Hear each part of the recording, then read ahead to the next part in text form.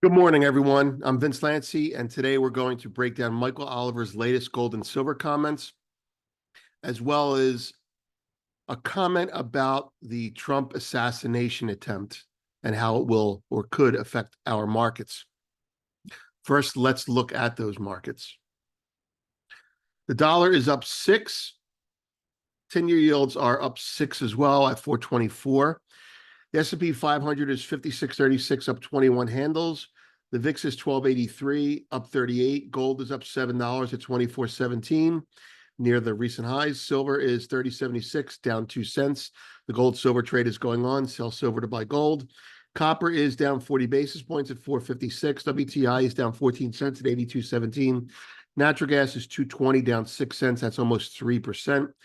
Bitcoin, very strong recovering weekend, 62,499, up 1,700 this morning. That's from a low of 58,000. Seems like the Trump assassination attempt was a low. Ethereum, 3343, up 96, up 3% as well. Platinum and palladium are both slightly higher. 965 in palladium, 10,001, 1001 in platinum. Grains, I think, are all down. Yes. Grains are down, not uniformly, we'll call it acceleratedly. Soybeans are down 1.5% at 1094. Corn is down 2% at 3.87. And wheat is trading 539, down 2.8%. All right. Whoops, that was a mistake. All right, let's dance. Here we go. Michael Oliver, every weekend, I should say, puts out a report called the 360-degree weekend report. It covers major markets, and the technical aspects of it are focused on the things that are closest to triggering or things that he thinks people are most interested in. Big portion of it this weekend was on equities. So we're at a turning point in equities, he thinks, possibly.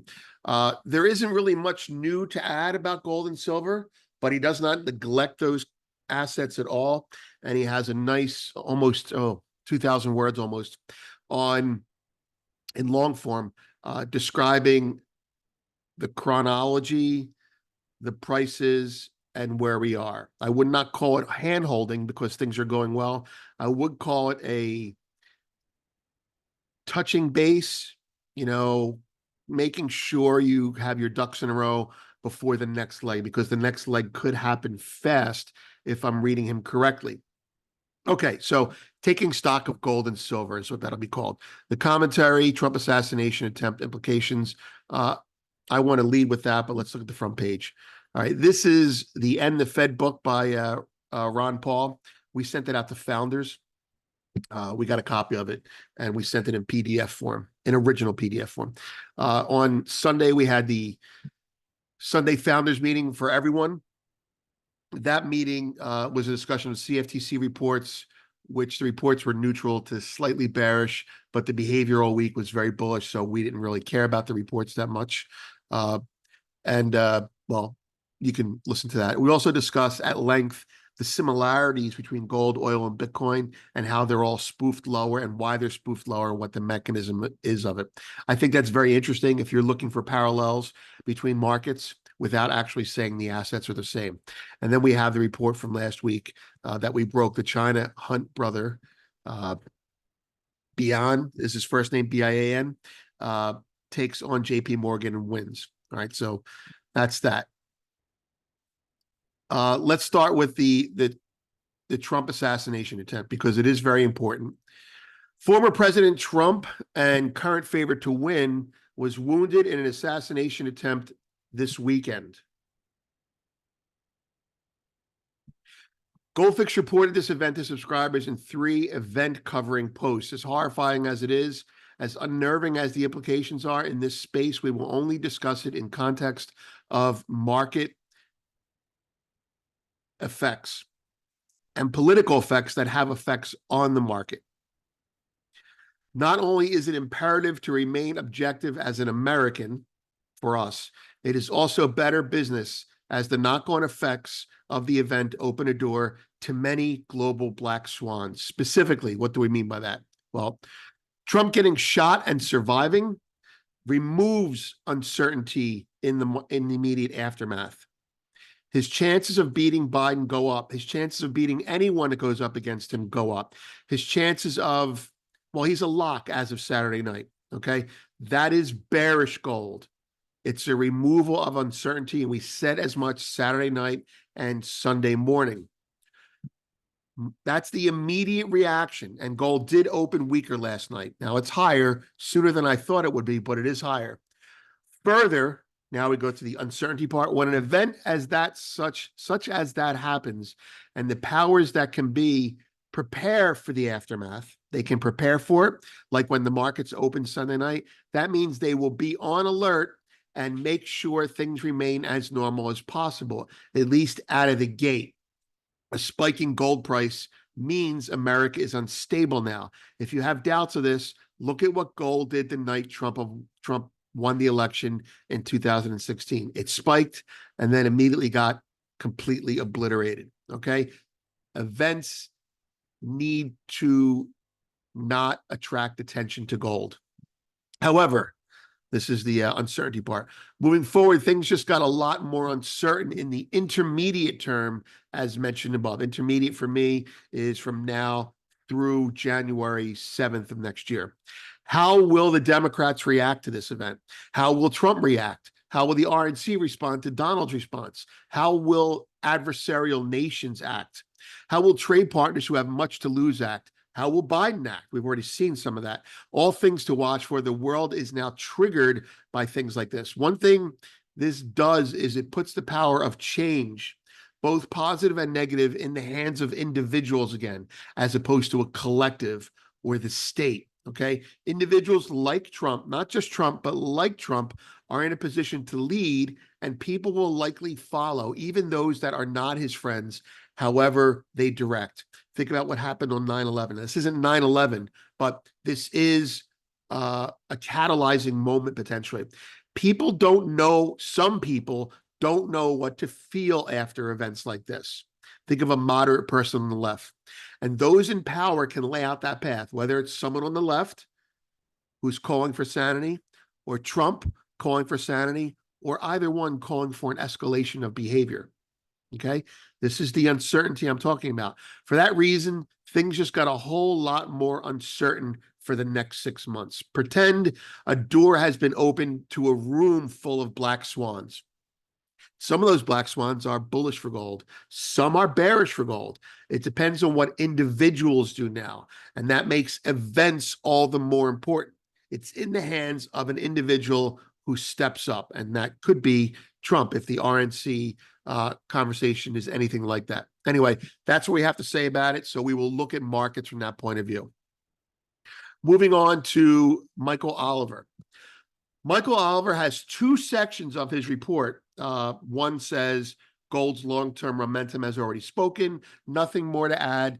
Price now speaks. His analysis, just to give you a quick background, his analysis is very momentum-oriented. Momentum leads price. Momentum says, okay, we're going to rally. And then he looks for price to confirm it. I believe, this is my understanding, and price confirms it. Then momentum has done its work, and now he looks at price and he looks for momentum to possibly do its job in a certain time frame or wane. Very similar to how I trade volatility. All right.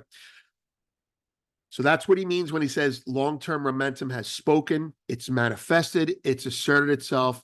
There's nothing more to add. There's no more indications to give. There's only action to be realized. So it's very definitive without being cocky. So what does his report do on gold and silver? It explains where we are. It retraces the steps of how we got here using price action and chronology. A little bit of a history lesson going back to his previous report analysis. It describes that given the current lay of the land, where we are going. He doesn't put a fine target on it. He just puts more inflection points in there, and it gives perspectives. Here are a couple of choice quotes. Now, we will do a full independent write-up of this section of the report for later today for premium subscribers. And at the bottom of this conversation, of this, there are more choice quotes and a little bit more detail as to what he's saying. So we're going to give this 2 posts of attention today. We're not going to discuss too many of his charts or his equity and bond comments, which I think were very astute. It's kind of scary when you agree with someone from a different perspective so frequently. You're probably both either going to heaven or hell together on different planes. All right, so here we go. Quote number one. I've just pulled a couple quotes out. Gold's long-term momentum trend factors have since had nothing more to say. Just a chorus that argues the acceleration phase of this now 8.5-year bull trend has begun. So initial in 2016, and then points along the way. And then you could see basically what you're looking at here is the triple top that people talk about and how we're above it. So there's your consolidation. There's that chart. Where we are and where and when we are likely going from here. MSA offers only one further level to watch. When gold clears, I notice he says when. I like that. When gold clears 2,500 by some credible amount on a monthly close, we expect to see this already evident acceleration action take on an even steeper and more rapid angle of ascent with a dramatic price outcome in the next few quarters. So we pierce, this is as fine as you can get without lying. Someone starts telling you if it gets above this price, we're definitely going up. This is professional technical analysis. If we close above 2,500 on a monthly basis by some appreciable amount, how much? He'll probably decide that when we get there. Indicators have to help you with that. When that happens, you'll probably see an even steeper acceleration. So it'll go from, from linear to exponential, geometric. That's how it goes. And, there's more on that at the bottom with regards to that. Now, before we start on silver, I want to make a comment. For the first leg of the rally through, through May, I would say, through April to May, this has been a gold bull market with silver being used to finance gold purchases. That's me discussing behavioral flows. People go out there, players go out there and say, I need to buy gold because central banks are buying gold, and central banks were buying gold. So those people who wanted to speculate long gold or had to cover gold shorts would sell silver to finance it. That's traditionally how banks will, believe it or not, how banks will trade one against the other in order to facilitate keeping both in line. All right. Now, that had been very successful since 2016. I was long silver in 2016 because gold was rallying, and I just did not perform. It did not perform, and neither did I. But since April, May, silver has changed its tenor. It has also broken out, and he goes into this a little bit more at length. The reason I'm bringing this up is because in a normal, healthy precious metals market, silver leads gold. In a precious metals market that's bifurcated because people want gold because they're central banks, or 93, was it 93, 97, when Buffett bought silver rallied and gold did not. When they bifurcate, that's not healthy as the market goes. That's just one commodity being singled out. So for the last 5 years, at least, gold has been singled out, but now they are on the same page, is what he's saying. And I'm saying that as well. They're on the same page, which means where gold goes, silver will outperform. That's my take. So I'll give you a little bit of what he says to that effect. Congestion from the early 2021 high to this year has finally ended occurring in April. There you go, April. I said May, right? In April. Now, this chart here, I think this is why don't I just read what he says? I know what these are. I want to get it right. We strongly suspect that if gold does move into the 2,500s, as mentioned above, fully taking out its recent horizontal highs, then silver will also likely punch out its 32.75 high of late May. Upside price drama will likely become the norm then. Right? And he describes this with several charts, but the chart I think is easiest to understand because he doesn't give you a target in silver. He didn't give you a target in gold either, but to give you an idea of the price target in silver, the gold silver ratio, the way he measures it is as a percentage, and silver is trading roughly 1.3% of gold.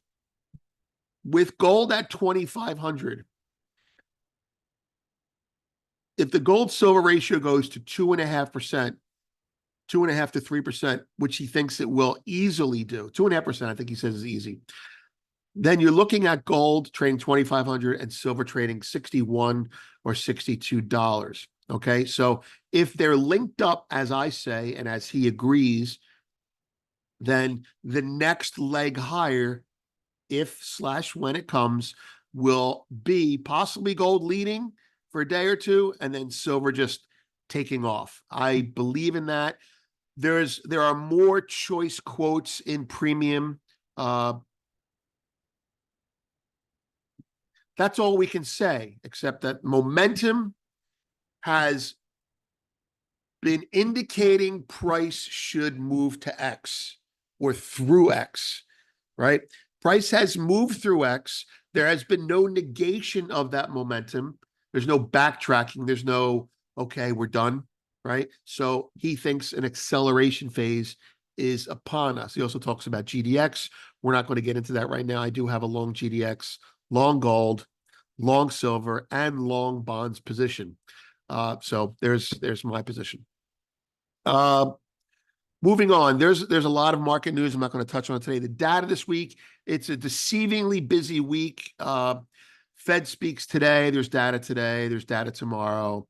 Housing starts on Wednesday. LEI is on Thursday. Fed President Williams speaks. The events this week are the RNC convention, right? The 15th to the 18th. Okay. I think Trump speaks on Thursday, so that could have market moving behavior, especially on commodities and obviously on stocks. You also have China. Where I have that. China's plenum is this week. It's I think it's for like 6 days. You could have economic news coming out of China that will drive China's economy, which will affect us as well. Plus, they're doing a South Sea naval drill. Looks like throwing some bait out there with Russia against, I don't know, probably Korea, probably South Korea, probably Taiwan. All right. And there's the quotes. There's a couple more of those. Again, we have some more choice quotes. We don't have the full report for Michael. We're also going to take what he wrote, and I'm going to break it down and write it so that it's accessible to premium subscribers later on today. However, we'll leave out some details to protect the author of record. Markets, gold is up 8 and change. Now, as a trader, I'm saying to myself, wow, I'm surprised that we're not lower still, meaning we were lower last night, $3-5. And I'm like, I can't believe they're going to let this rally, even with the dollar up, even with bond yields up. Wow, that's kind of goofy. Goofy meaning I'm not going to mess with it. This, that's kind of goofy. I want to sell it. I don't think I want to sell this. So here we are, triple top through that area right there. Silver, unchanged. I'm telling you, the game is afoot, boys and girls. We're going to start selling silver to buy gold. And all that means is if that continues and gold remains bid and silver, even if silver dips, you're going to see people get short silver. And eventually they'll say, okay, I think I'll cover my silver, and silver will rocket, just like it did in May. I'm Vince. Have a great day.